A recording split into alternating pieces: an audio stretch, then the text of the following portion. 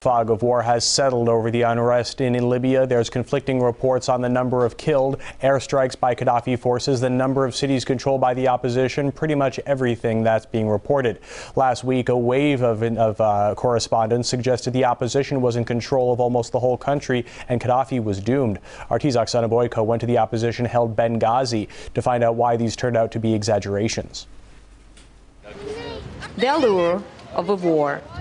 Incomprehensible as it sounds, it's present in any conflict. Just days ago, these parents feared for their children's lives. Today, they are taking their pictures in front of the tanks. The desire to be captured laughing in the face of danger is even stronger among journalists.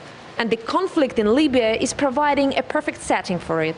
On TV screens, Benghazi may look like the center of the rebel resistance. The country is waking to another day of chaos. Gaddafi may have lost about half of his country. They watched these bombs fall from the skies. But in reality, it's more like a seaside resort than a conflict zone.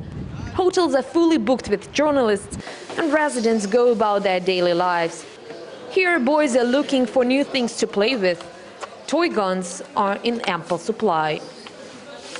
Yet some reports sent from Benghazi refer to the situation in eastern Libya as war. Not a conflict zone where rebels are engaged in sporadic and isolated pitched battles with pro-Gaddafi forces, but an all-out war. Muammar Gaddafi is striking back. Forces loyal to Libyan leader Muammar Gaddafi appear to be advancing east. Libya's leader Muammar Gaddafi has fled the country. With rebels professing their readiness to fight Gaddafi's regime to the bitter end, no wonder news reports are carrying predictions of imminent civil war. Yet, as the rebels' inability to mount a fully fledged offensive becomes more apparent, so is the unbalanced nature of the coverage. Rather than being impartial observers, some networks stop short of directing the protesters.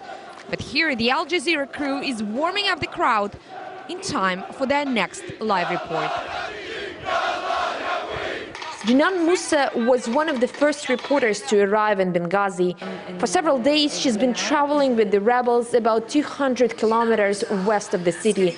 At some point, the pro-government forces opened fire at her crew, a focal point of her report. There's a war going on, and whether we like it or not, there's a front line, you know, and there are people with guns, and there are two sides fighting. News channels know that gunfire and explosions make for strong TV, but they also can't help to blow things out of proportion.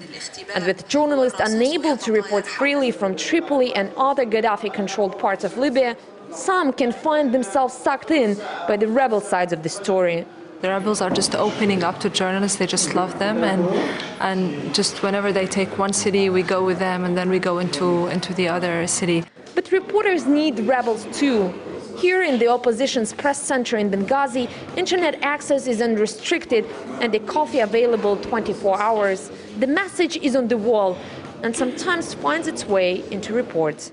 Recent reports are saying that government forces, meaning Gaddafi's forces, bombed a weapons depot in one of these, on the edge of one of these cities.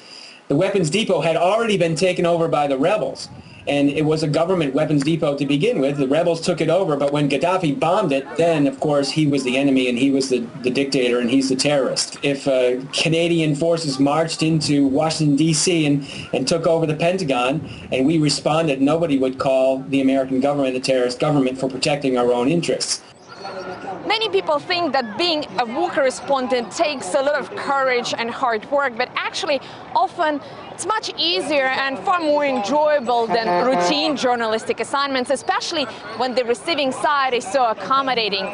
The problem here in Benghazi is that some reporters became not only part of the story, but its main driving force.